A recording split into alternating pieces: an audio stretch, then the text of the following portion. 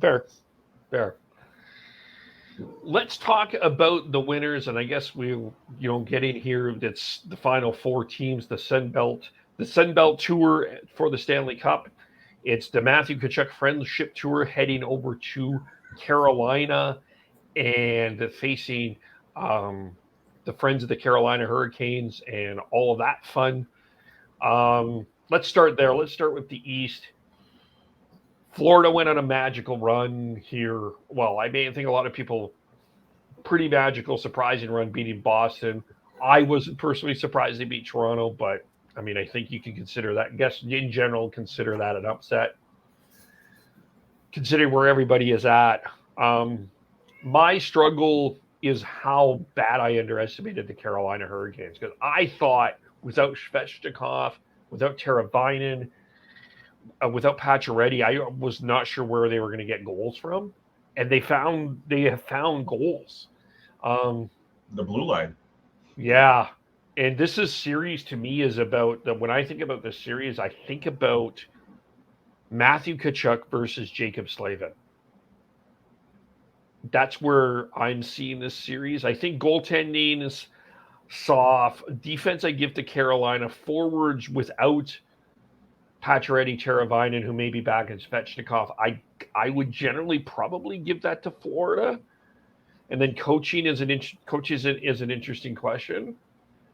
Um, I kind of Also, I as think far as the coaching, interesting little tidbit here. I believe Paul Maurice was Rod Brindamore's coach in '06, was he not? yes, he He was. was, yeah. He coached the Carolina Hurricanes to the Stanley Cup. Yes, he did. So that's an interesting matchup in that regard. Yeah, but I still think it's an interesting matchup in terms of who I would put ahead in terms of coaching, though. I think Paul Maurice is better than a lot of people give him credit for. Um, I think if Florida wins this series, Matthew Kachuk is going to have to score. I don't think that they can go through with no goals with Matthew Kachuk. Um, I'm kind of not confidently picking the Carolina Hurricanes to win, if that makes any sense. I think that the series can truly go either way. But I think I think that blue line is going to be enough to win 4 games. I think this goes 7 though. I think this is a very lengthy series with a lot of twists and turns. It's going to be well, both series are going to be. I think are going to get nasty. Um, I like the depth of Carolina up front over Florida.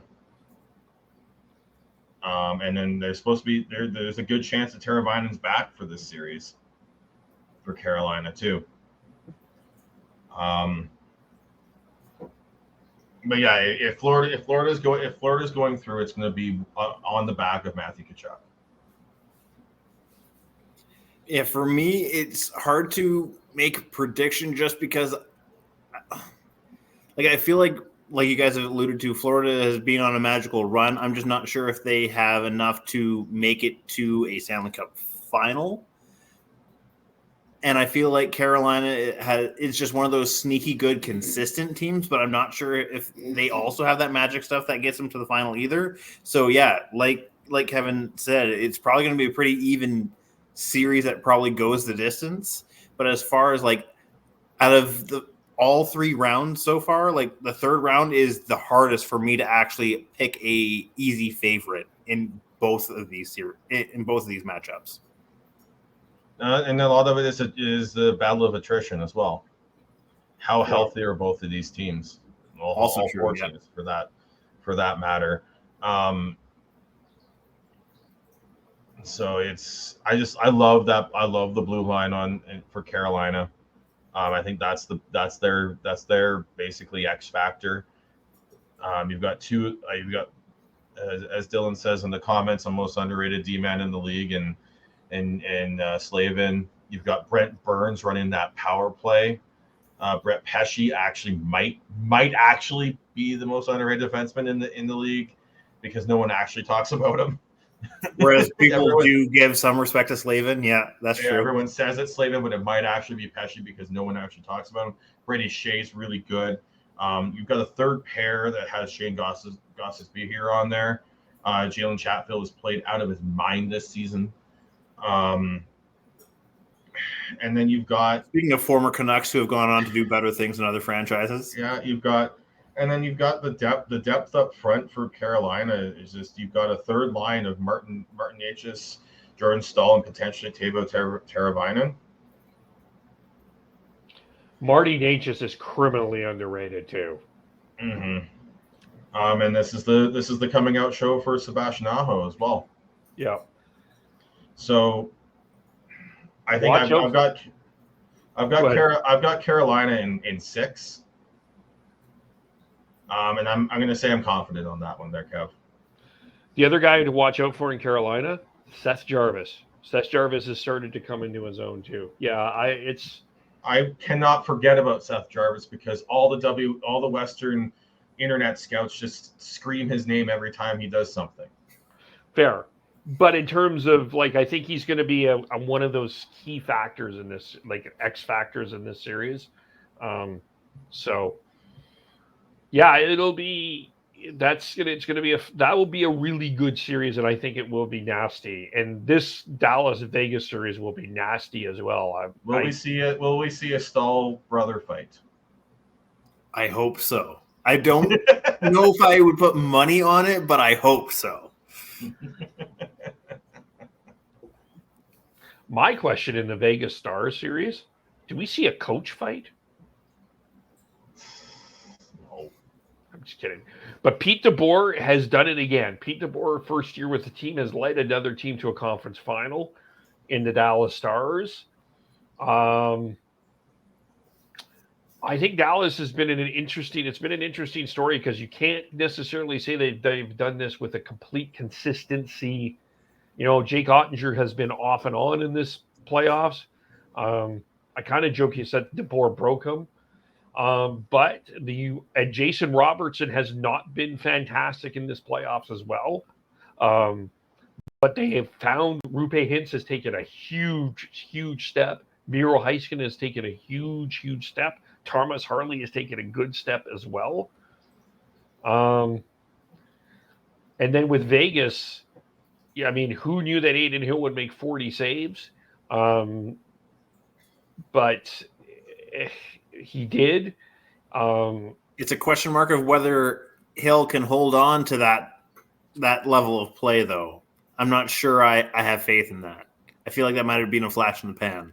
I'll say what I've said about Vegas since September. They get the goaltending. They've got a good chance. So yeah, if Hill can continue that, then yeah, they probably are the odds-on favorite.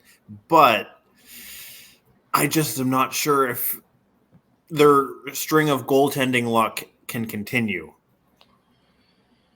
Okay, so if I go position by position, I give goaltending to Dallas. I give the blue line. I would actually give to Vegas, even though I really like Miro Heiskanen. Forwards, I also give to Vegas. I think that they have the depth. And I think this comes down to me, Rupe Hintz versus Jack Eichel in terms of that. I mean, Jason Robertson needs to take a step up. Is Mark Stone healthy? But then you got Chandler Stevenson that comes through. You got William Karlsson that comes through. Brett Howden. To me, I don't see a way that Dallas beats Vegas. If they both stay on their current trajectory, I would say that you're probably right. But I would say that if, and that's the big word, if Robertson can have a coming out party as far as this next round, I think that could really change the dynamic in that series. If he is a regular season Robertson, I think Dallas could win that. I've got Dallas in 6. I look at that. Yeah, a big key there is Jason Robertson. Can he perform? Can he start producing? If he starts producing, and Ottinger's Ottinger, and I just don't see if Ottinger's Ottinger, and you can get and Dallas can get two of their lines going. I just don't see Vegas getting past them.